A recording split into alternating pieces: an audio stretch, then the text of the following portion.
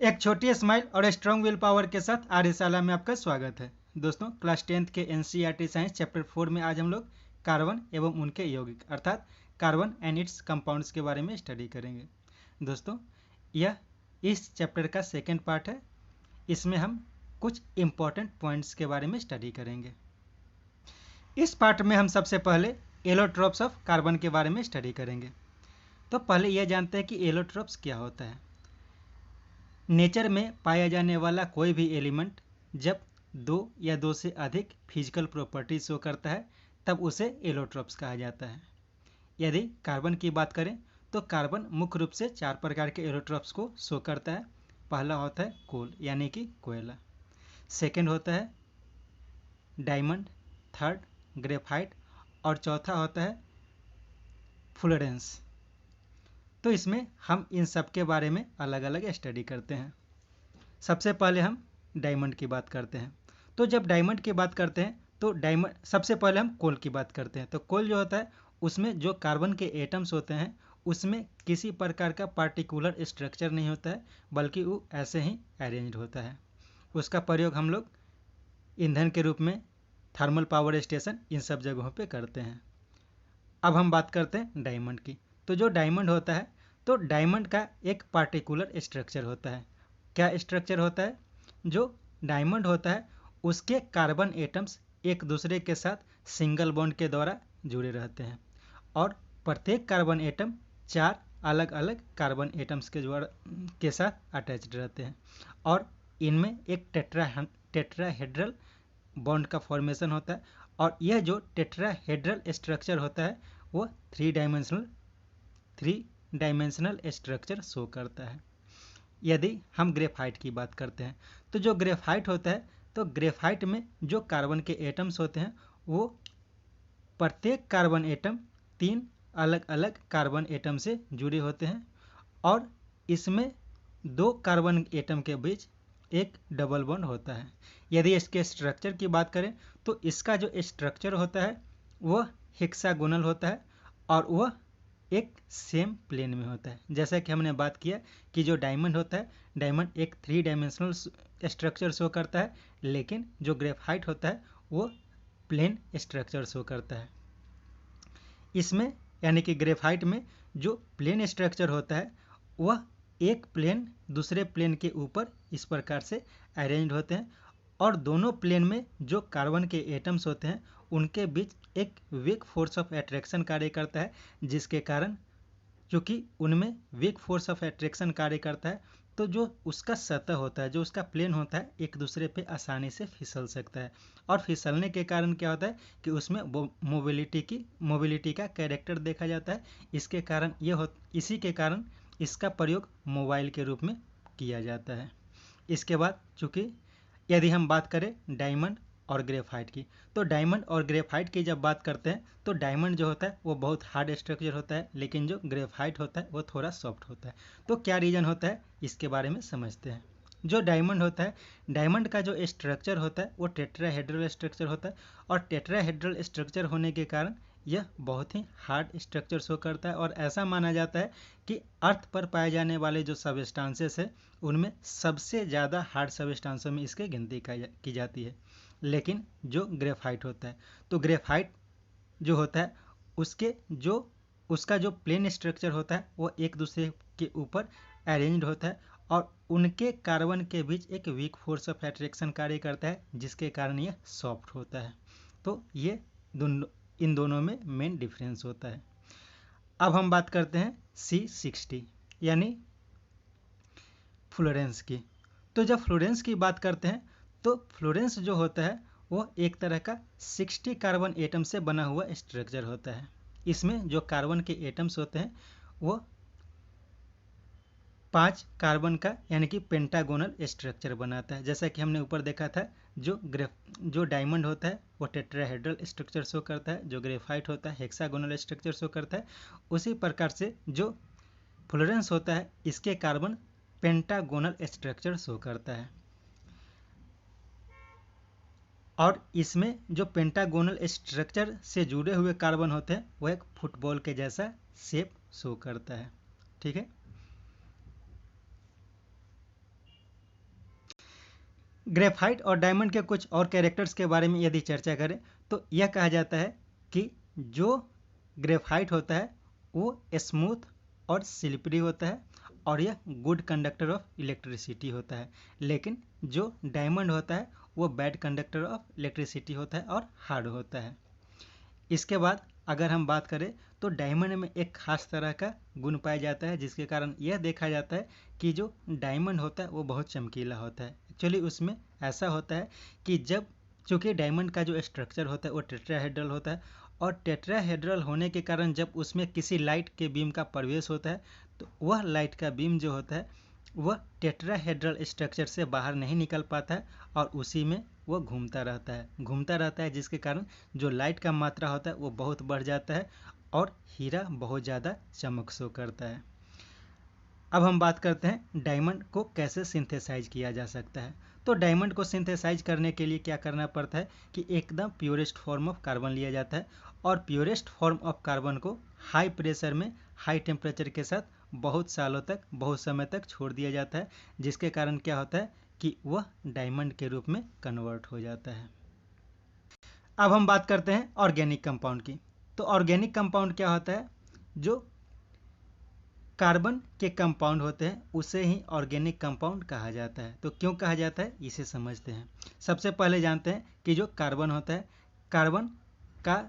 Carbon और उसके compound का संख्या बहुत ज़्यादा होता है। इसका रीज़न ये होता है कि कार्बन का वैलेंसी 4 होता है जिसके कारण इसे टेट्रावैलेंट कहा जाता है और इसमें कैटेनेशन प्रॉपर्टीज होती है। तो टेट्रावैलेंस होने के कारण क्या होता है कि ये इलेक्ट्रोनेगेटिव और इलेक्ट्रोपॉजिटिव दोनों प्रकार के एलिमेंट्स के साथ रिएक्शन कर सकता है। इसके साथ साथ इसमें यह प्रवृत्ति होती है कि यह single bond, double bond, triple bond सब प्रकार के बॉन्ड्स का फॉर्मेशन कर सकता है। तो इस कारण यह माना जाता है कि जो कार्बन के कंपाउंड है उसका संख्या बहुत ज़्यादा होता है। अब हम बात करते हैं कि इसे ऑर्गेनिक कंपाउंड क्यों कहा जाता है। तो पहले यह माना जाता था कि जो कार्बन से बने हुए कंपाउंड्स है वो सिर्फ लिविंग थिंग्स में ही पाए जाते हैं और इनके बनने के लिए एक वाइटल फोर्स यानी कि जैविक एक वाइटल फोर्स की आवश्यकता होती है। तो ये चूंकि यह माना जाता था कि सिर्फ इसका जो सिंथेसिस होता है यह जो है सिर्फ लिविंग थिंग्स में पाया जाता है, इसी के कारण इसे ऑर्गेनिक कंपाउंड कहा जाता था।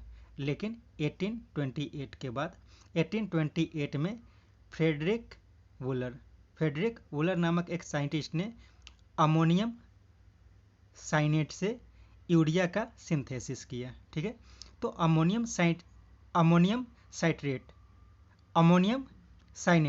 साइनेट एक इनऑर्गेनिक कंपाउंड है और यूरिया जो होता है वह एक ऑर्गेनिक कंपाउंड होता है।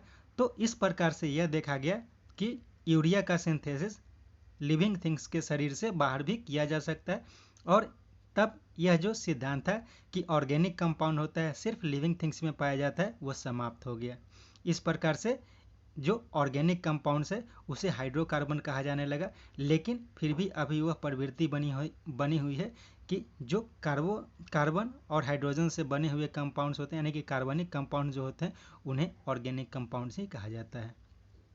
जब हम ऑर्गेनिक कंपाउंड की बात करते हैं तो ऑर्गेनिक कंपाउंड में कार्बन के बने कंपाउंड्स का स्टडी किया जाता है एक्सेप्ट ऑक्साइड ऑफ कार्बन यानी कार्बन के ऑक्साइड, कार्बोनेट, हाइड्रोजन कार्बोनेट, ये सब को छोड़ के बाकी जो कार्बन के बने कंपाउंड्स होते हैं उनका स्टडी ऑर्गेनिक केमिस्ट्री में किया जाता है यानी कि ऑर्गेनिक कंपाउंड के रूप में किया जाता है।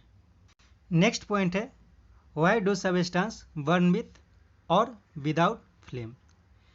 कोई भी जो सबस्टेंस होता है वे कुछ ऐसे सबस्टेंस होते हैं जो फ्लेम के साथ जलते हैं और कुछ ऐसे सबस्टेंसेस होते हैं जो विदाउट फ्लेम जलते हैं।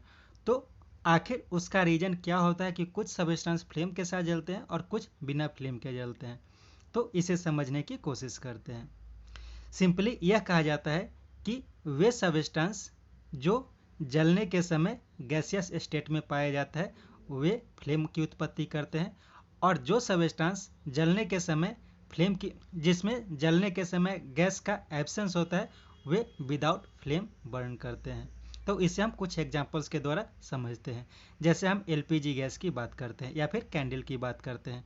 तो एलपीजी की बात करते हैं तो जो LPG होता है यानी कि लिक्विफाइड पेट्रोलियम गैस जो होता है उसमें क्या होता है, ब्यूटेन और प्रोपेन गैस होते हैं, और वही गैस जो होता है जलता है, और चूंकि वह गैस की अवस्था में रहता है और जलता है इसलिए वह फ्लेम की उत्पत्ति करता है। इसी प्रकार जो कैंडल होता है, तो कैंडल को भी जब जलाते हैं तो यह जलने के क्रम में कुछ गैसेस की उत्पत्ति करता है, और जो गैसेस की उत्पत्ति होती है वही फ्लेम के रूप में देखा जाता है। लेकिन जब हम बात करते हैं कोयला और चारकोल की, तो कोयला और चारकोल की जब बात करते हैं, जब वो अंगीठी यानी कि चूल्हा में जलते रहता है तो हम यह देखते हैं कि वह सिर्फ एक रेड ग्लो के साथ जलता है, उसमें किसी प्रकार का फ्लेम दिखाई नहीं देता है। तो उसका रीज़न ये होता है कि जब कोयला या चारकोल अंगीठी में जलता है तो उस टाइम उसके जलने के समय किसी भी प्रकार के गैस की उत्पत्ति नहीं होती है, और चूंकि उसमें किसी प्रकार के गैस की उत्पत्ति नहीं होती है इसलिए उसमें किसी भी प्रकार का फ्लेम नहीं पाया जाता है। इसके बाद हम बात करते हैं कलर प्रोडक्शन का। तो कलर प्रोडक्शन में क्या कहा जाता है कि जब कोई एलिमेंट जलता है तो जलने के साथ कुछ खास कलर का प्रोडक्शन करता है, और वह उसके प्रॉपर्टी को शो करता है, यानी कि किस कलर का फ्लेम की उत्पत्ति करती है उसके आधार पे उस एलिमेंट का कुछ फिजिकल प्रॉपर्टी है जिसे डिसाइड किया जाता है। नेक्स्ट पॉइंट में हम बात करते हैं formation of coal and petroleum, यानी कि कोयले और पेट्रोलियम के फॉर्मेशन की बात करते हैं। तो जो कोयला और पेट्रोलियम की बात की जाती है तो उसका निर्माण बायोमास से होता है, यानी कि लिविंग थिंग के जो एक्सट्रैक्ट्स होते हैं उनसे कोयला और पेट्रोलियम का फॉर्मेशन होता है। तो पहले हम कोयला की फॉर्मेशन की बात करते हैं। तो ऐसा माना जाता है कि जो ट्री और फर्न्स होते हैं और बहुत तरह के जो प्लांट्स होते हैं, तो किसी कारण से जब वह ब्रेक कर जाते हैं, और ब्रेक करने के बाद जैसे अर्थक्वेक या वोल्केनिक इरप्शंस के कंडीशन में क्या होता है, वो गिर जाते हैं, और गिरने के बाद उसके ऊपर मिट्टी का लेयर या फिर किसी भी सब्सटेंस का लेयर बन जाता है, और उसके नीचे वह लाखों वर्षों तक दबा रहता है। तो धीरे धीरे हाई प्रेशर और टेम्परेचर के कंडीशन में धीरे धीरे उसका दहन की क्रिया होती है। ठीक है, हाई प्रेशर और टेम्परेचर के उपस्थिति में क्या होता है, वह धीरे धीरे कोयला के रूप में कन्वर्ट होने लगता है, वह डीके होता है और कोयला के रूप में कन्वर्ट होता है। अब हम बात करते हैं पेट्रोलियम की। तो पेट्रोलियम का निर्माण कैसे होता है, तो पेट्रोलियम का निर्माण सी में होता है। सी में बहुत सारे छोटे छोटे एनिमल्स और प्लांट्स होते हैं, किसी कारण से बहुत ज़्यादा मात्रा में प्लांट्स और एनिमल्स का डेथ हो जाता है। तो डेथ होने के बाद क्या होता है, वह सी बेड पर जाकर के जमा होने लगता है, और सी बेड पर जाकर जमा होने के बाद उसके ऊपर धीरे धीरे सिल्ट का जमा होने लगता है, और सिल्ट का जब जमा हो जाता है तब उसमें जो डेड रिमेन्स होते हैं उस पर बैक्टीरिया का अटैक होता है, और बैक्टीरिया का अटैक होने के कारण क्या होता है, धीरे धीरे वो ऑयल में कन्वर्ट हो जाता है और गैस में कन्वर्ट होने लगता है। तो यह जो प्रक्रिया होता है अंडर हाई प्रेशर के कंडीशन में होता है, और इसी के फलस्वरूप क्या होता है, पेट्रोलियम और नेचुरल गैसेस का फॉर्मेशन होता है। इसी बीच क्या होता है कि जो पेट्रोलियम और नेचुरल गैसेस का फॉर्मेशन होता है तो जो रॉक बनता है, जैसा कि हमने बताया कि सिल्ट का जब जमाव होता है तो धीरे धीरे हाई प्रेशर में क्या होता है, वो जो सिल्ट होता है वो रॉक के फॉर्म में कन्वर्ट हो जाता है, और जो रॉक होता है उसी के बीच में ऑयल और गैसेस जो होते हैं वो सोख कर जाते हैं। ठीक है, उसमें सोख लिए जाते हैं। जैसे कि एक स्पंज की बात करें, स्पंज को अगर हम पानी में डुबाते हैं तो क्या होता है, उस जो स्पंज होता है वाटर को एब्जॉर्ब कर लेता है। उसी तरह से ऑयल और गैसेस जो होते हैं वो रॉक में सॉक्ड हो जाते हैं और बाद में उसी को निकाल लिया जाता है। अब एक सवाल ये होता है फॉसिल फ्यूल। फॉसिल फ्यूल क्या होता है, तो यह जो पेट्रोलियम और कोयला होता है तो इसी को फॉसिल फ्यूल भी कहा जाता है। तो फॉसिल फ्यूल क्यों कहा जाता है, इसे समझने के लिए इसका हम हिंदी वर्जन जानते हैं। तो फॉसिल का कहने का मतलब क्या होता है, जीवाश्म। तो जीवाश्म कहने का मतलब क्या हो कि जीवों का आश्म, यानी कि चूंकि कोल और पेट्रोलियम की उत्पत्ति जो होती है और वह जीवों के आश्म से यानी कि जीवों के अवशेष से प्राप्त होती है, इसीलिए कोयला और पेट्रोलियम को जीवाश्म ईंधन भी कहा जाता है। ठीक है, अब हम बात करते हैं how do alcohol effects living beings, यानी कि जो इथेनॉल होता है यानी कि अल्कोहल होता है वो ह्यूमन बीइंग को कैसे इफेक्ट करता है, उसका प्रभाव कैसे पड़ता है। तो जैसा कि हमने बात किया था लास्ट क्लास में कि अल्कोहल पीने से जो ड्रिंकर होता है वो समाज में उसे गलत नज़र से देखा जाता है। तो आखिर क्या रीज़न होता है कि यह गलत होता है, यानी कि जो अल्कोहल का इंटेक करना होता है वह गलत होता है। तो इसे हम इसके प्रोसेस को समझते हैं। तो जब कोई व्यक्ति अल्कोहल का इंटेक करता है तो अल्कोहल का इंटेक करता है तो क्या होता है कि अल्कोहल जो होता है वह बॉडी के मेटाबॉलिक प्रोसेस को प्रभावित करता है। तो जब बॉडी के मेटाबॉलिक प्रोसेस प्रभावित होता है तो उस कंडीशन में क्या होता है कि जो सेंट्रल नर्वस सिस्टम होता है, यानी कि जो तंत्रिका तंत्र होता है, केंद्रीय तंत्रिका तंत्र जो होता है वो प्रभावित हो जाता है और उसका जो प्रभाव होता है वो डिप्रेस्ड हो जाता है, यानी कि स्लो हो जाता है। तो इस कंडीशन के प्रभाव में क्या होता है कि लैक ऑफ कोऑर्डिनेशन, ठीक है, समन्वय की कमी, मेंटल कन्फ्यूजन, ड्रोसीनेस यानी कि नींद की अवस्था आना, lowering of the mental inhibition यानी कि जो संयम की क्षमता होती है वह समाप्त होने लगती है, और फाइनली कंडीशन आ जाता है कि सदमा के यानी कि स्टपर का कंडीशन आ जाता है। तो यह सब कंडीशन आ जाता है। तो इस कंडीशन में क्या क्या होता है कि जो ह्यूमन बीइंग होता है जो कंज्यूम करता है अल्कोहल का वह रिलैक्स फील करता है। तो रिलैक्स तो फील करता है लेकिन उसके प्रभाव में क्या हो जाता है कि उसका सेंस ऑफ जजमेंट जो होता है और सेंस ऑफ टाइमिंग यह सब बहुत स्लो हो जाता है, यानी कि जजमेंट को, किसी भी कार्य को जज करने का और उसके टाइमिंग को जज करने का क्षमता समाप्त हो जाता है, कम हो जाता है। और इसके साथ साथ जो मस्कुलर कोऑर्डिनेशन होता है वह भी बहुत ज़्यादा प्रभावित होता है। तो इसे समझते हैं कि क्या क्या बात की गई इसमें। जब व्यक्ति अल्कोहल को कंज्यूम करता है तो वो रिलैक्स फील करता है। तो रिलैक्स फील करता है तो उसमें जो सेंस ऑफ जजमेंट की क्षमता होती है वो कम हो जाती है। यानी कि जब कोई व्यक्ति शराब पी, एक एग्जाम्पल लेते हैं कि कोई ड्रंकन व्यक्ति यदि गाड़ी को चलाता है, जब कोई ड्रंकन व्यक्ति गाड़ी को चलाता है तो उस कंडीशन में क्या होता है कि उसके अल्कोहल के प्रभाव में जो उसका सेंट्रल नर्वस सिस्टम होता है वो कम काम करता है और वो रिलैक्स्ड फील करता है। उसके कंडीशन में क्या होता है कि चूंकि उसके दिमाग के कार्य करने की प्रवृत्ति कम हो जाती है तो वह सही ढंग से किसी चीज़ को जज नहीं कर पाता है। जैसे मान लेते हैं कि वह व्यक्ति जब गाड़ी को चलाता है और सामने कोई पेड़ आ गया, तो पेड़ आ गया या फिर कोई व्यक्ति आ गया, तो क्या होता है कि उसके समझ में ये तो आता है कि सामने कोई व्यक्ति और ब्रेक मारना है, लेकिन इस बात को समझते समझते क्या होता है टाइम लग जाता है। और उसके समझने के बाद भी क्या हो जाता है कि जब तक वह ब्रेक मारता है तो ब्रेक मारने में जो उसके पैर के मसल्स की एक्टिविटी होती है क्योंकि वह भी प्रभावित होता है। तो बात को समझने में और समझ के ब्रेक मारते मारते क्या हो जाता है कि टाइमिंग का जो होता है उसे पता नहीं चलता है, यानी कि टाइमिंग का भी कोऑर्डिनेशन नहीं कर पाता है। और इस प्रकार से क्या होता है कि जब तक वह बात को यानी कि देख के और उसे ब्रेक मारने की कोशिश करता है तब तक एक्सीडेंट हो चुका होता है। तो ये सब कंडीशन होता है। इसके अलावा बहुत सारा ऐसा कंडीशन आ जाता है जैसे चूंकि वह ड्रंकन व्यक्ति क्या है उसे कुछ समझ में, उसका जो मेंटल स्टेटस होता है, उसका जो सेंट्रल नर्वस सिस्टम होता है वो ठीक से काम नहीं करता है, तो उसे यह समझ में नहीं आता है कि क्या सही है और क्या गलत है। तो ये सब बहुत सारे बैड इफेक्ट्स हैं। अब हम बात करते हैं इंडस्ट्रियल अल्कोहल के इंडस्ट्रियल यूज की। तो अल्कोहल के इंडस्ट्रियल यूज की जब बात करते हैं तो उसमें यह कहा जाता है कि जैसे कि इंडस्ट्री में बहुत सारे इंडस्ट्री में क्या होता है अल्कोहल का प्रयोग किया जाता है। तो इंडस्ट्री में ऑक्सीडेशन की क्रिया के लिए बहुत स्थानों पर क्या किया जाता है, इंडस्ट्री में बहुत सारे स्थानों पर क्या किया जाता है सॉल्वेंट के रूप में, इंडस्ट्री में सॉल्वेंट के लिए क्या किया जाता है, बहुत प्रकार के सॉल्वेंट के लिए अल्कोहल का प्रयोग किया जाता है। तो क्या होता है कि लोग उसे ड्रंकन मतलब उसे दारू के रूप में न पिए, दारू के रूप में यूज न करें, यानी कि उसके मिस यूज को रोकने के लिए क्या किया जाता है उसमें मेथेनॉल को मिला देते हैं। ठीक है, तो मेथेनॉल को मिला देते हैं तो उससे क्या हो जाता है कि जो मेथेनॉल होता है वह एक फेटल कंडीशन उत्पन्न करता है, यानी कि उसके पीने से जो मृत्यु हो सकती है या फिर अंधापन की स्थिति आ जाती है। तो इसे हम समझते हैं कि आखिर मिथेनॉल को पीने से व्यक्ति की मृत्यु क्यों हो जाती है।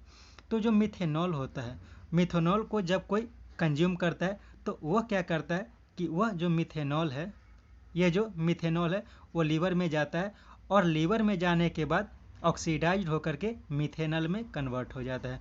तो मिथेनॉल में जब कन्वर्ट हो जाता है तो मिथेनॉल की यह प्रवृत्ति होती है कि वह जो होता है वो सेल के प्रोटोप्लाज्म को कोगुलेट कर देता है, यानी कि जमा देता है। और जमा देता है तो कैसा कंडीशन हो जाता है, जैसे कि अगर हम एग की बात करते हैं, एग को जब गर्म करते हैं यानी कि उबालते हैं तो क्या होता है, धीरे धीरे वह कोगुलेट होकर हार्ड एग में कन्वर्ट हो जाता है। तो क्या हो जाता है कि जब कोई व्यक्ति मिथेनॉल को पीता है तो लीवर में जाने के बाद मिथेनॉल में कन्वर्ट हो जाता है, और वह जो मिथेनॉल होता है वो क्या करता है, जो लीवर के सेल्स के प्रोटोप्लाज्म है उसे कोगुलेट कर देता है, और कोगुलेट करने के बाद क्या होता है कि उसके एक्टिविटी को समाप्त कर देता है और यह फेटल कंडीशन उत्पन्न कर सकता है। इसके अलावा यह जो मिथेनॉल होता है वह ऑप्टिक नर्वस यानी कि आँख के नर्व्स पे भी प्रभाव डालता है, और इसके कारण ब्लाइंडनेस की प्रवृत्ति हो जाती है। तो इसीलिए कहा जाता है कि इंडस्ट्रियल सॉल्वेंट के रूप में जब अल्कोहल का प्रयोग किया जाता है तो उसमें थोड़ा सा मिथेनॉल मिला दिया जाता है ताकि लोग उसे कंज्यूम न करें कि उससे अंधापन या फिर मृत्यु का कंडीशन आता है। ठीक है, अब हम बात करते हैं अल्कोहल एज अ फ्यूल, यानी कि अल्कोहल को फ्यूल के रूप में प्रयोग किया जाना। तो अल्कोहल को फ्यूल के रूप में क्यों प्रयोग किया जाता है इसके बारे में समझते हैं।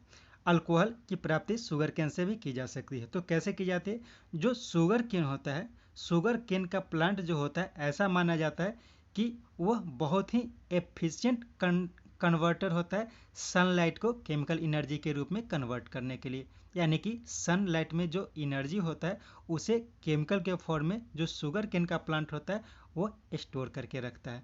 तो इसीलिए यह माना जाता है कि शुगर केन का जो एक्सट्रैक्ट होता है वह बहुत ही अच्छा फ्यूल के रूप में प्रयोग किया जाता है। तो कैसे प्राप्त किया जाता है, तो जो शुगर केन होता है, तो शुगर केन जो होता है उसका जो मोलेसेस यानी कि उसका जो जूस होता है उसे उसका फर्मेंटेशन करवाया जाता है, और फर्मेंटेशन के बाद अल्कोहल यानी कि इथेनॉल की प्राप्ति की जाती है। अब यह जो अल्कोहल होता है, कुछ देश ऐसे हैं जो इस अल्कोहल यानी कि इथेनॉल को एडिटिव इन पेट्रोल के रूप में प्रयोग करते हैं। तो एडिटिव इन पेट्रोल के रूप में क्यों करते हैं, क्योंकि यह एक क्लीनर फ्यूल है, यानी कि साफ सुथरा फ्यूल होता है। क्यों साफ सुथरा फ्यूल होता है, क्योंकि यह जो अल्कोहल होता है वह जलने के बाद सिर्फ कार्बन डाइऑक्साइड और वाटर की उत्पत्ति करता है। लेकिन जो पेट्रोलियम होता है, पेट्रोलियम जो होता है उसमें बहुत प्रकार की अशुद्धियाँ होती है और उससे नाइट्रोजन, सल्फर इत्यादि के ऑक्साइड्स की भी उत्पत्ति होती है, जो एसिड रेन ये सब यानी कि एसिड रेन यानी कि वाटर पोल्यूशन और एयर पोल्यूशन का कंडीशन उत्पन्न करता है। इसके अलावा उसमें लेड का भी प्रयोग किया जाता है। तो ये सब जो होता है एयर पोल्यूशन और वाटर पोल्यूशन का कंडीशन उत्पन्न करता है। लेकिन जो इथेनॉल होता है वो इथेनॉल जलने के बाद सिर्फ कार्बन डाइऑक्साइड और वाटर की उत्पत्ति करती है, इसीलिए यह माना जाता है कि यह एयर पोल्यूशन को ज़्यादा प्रभावित नहीं करता है। नेक्स्ट पॉइंट है मिसल्स। तो मिसल्स क्या होता है इसे हम समझने की कोशिश करते हैं। तो जो मिसल्स होता है, तो मिसल्स को इस बात के लिए समझा जाता है, जो हमने लास्ट क्लास में साबुन के एक्टिविटी के बारे में बात किया था। तो साबुन जो अपना एक्टिविटी प्रस्तुत करता है तो उसे कैसे कैसे प्रस्तुत करता है, इसमें हमने देखा था कि जो सोप के मोलिक्यूल्स होते हैं, तो जो सोप के मोलिक्यूल्स होते हैं उसमें दो पार्ट होता है। एक पार्ट ऐसा होता है उसमें कार्बन का पार्ट होता है, और दूसरा पार्ट ऐसा होता है जिसमें सोडियम का आयन होता है। ठीक है, सोडियम का आयन होता है।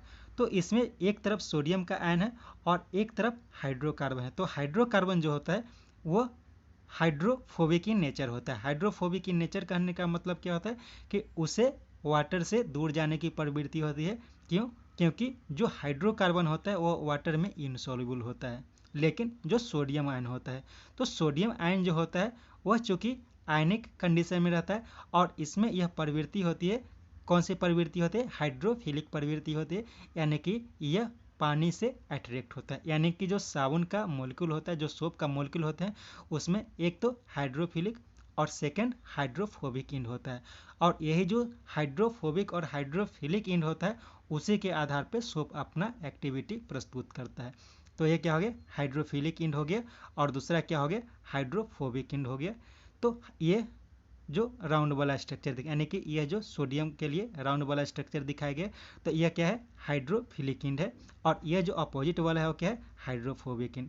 तो क्या होगा कि जब इसे पानी में डाला जाता है, तो पानी में जब डाला जाता है तो क्या होता है, जो आयनिक पार्ट होगा वो वाटर के मोलिक्यूल्स के साथ अट्रैक्ट होगा, और वाटर के मोलिक्यूल के साथ अट्रैक्ट होगा तो वाटर के साथ एक बॉन्ड का फॉर्मेशन करेगा। लेकिन जो हाइड्रोफोबिक इंड होगा वो वाटर से दूर जाना चाहेगा, और वाटर से दूर जाना चाहेगा तो क्या होगा, उसका टेल का फॉर्मेशन करेगा।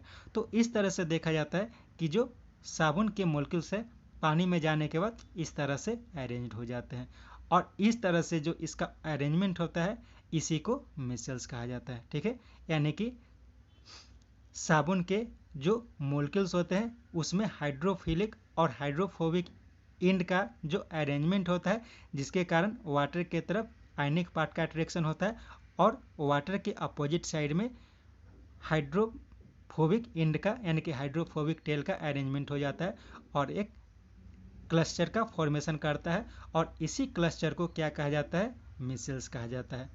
अब बात करते हैं यही जो मिसेल्स होता है, तो मिसेल्स का जो सेंट्रल पार्ट होता है यानी कि हाइड्रोफोबिक पार्ट होता है, उसी से वह अपनी एक्टिविटी को प्रस्तुत करता है। तो क्या होता है कि जैसे मान लेते हैं कि कोई कपड़ा में ऑयल है या फिर किसी पानी में ऑयल का ड्रॉप है, तो क्या होगा कि ऑयल चूंकि हाइड्रोकार्बन है, तो हाइड्रोकार्बन है तो क्या होता है, ये वाटर में इनसॉल्युबल होता है यानी कि इमल्सन के जैसा स्ट्रक्चर शो करता है। तो जब इमल्सन के जैसा स्ट्रक्चर शो करता है तो क्या होता है कि उस कंडीशन में यह देखा जाता है कि यह जो इमल्सन है यानी कि ऑयल है तो वह हाइड्रोफोबिक होता है, और यह जो क्लस्टर बना है उसके बीच में जाके वह जमा हो जाता है।